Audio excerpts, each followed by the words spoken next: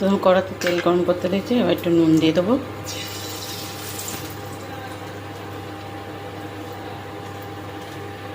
আর মাছগুলো তেলাপিয়া মাছটা ভেজে নেব।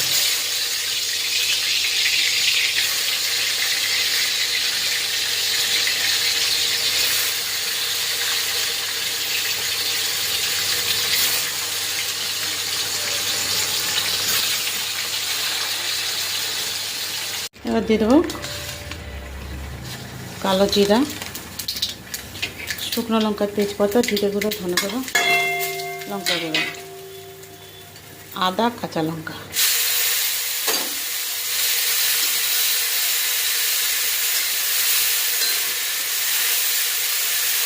কষে জল ঢেলে দেবো।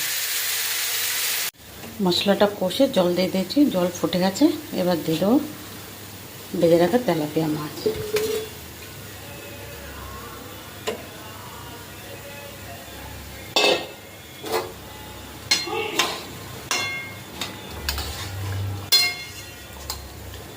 আর দেবো বেগুন।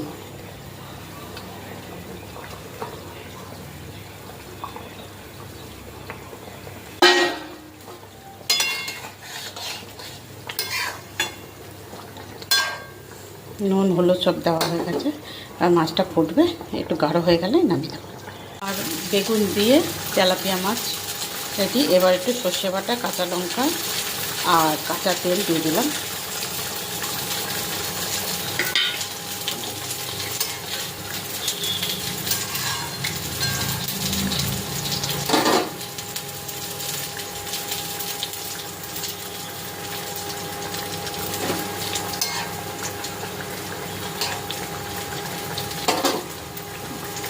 রান্না কমপ্লিট।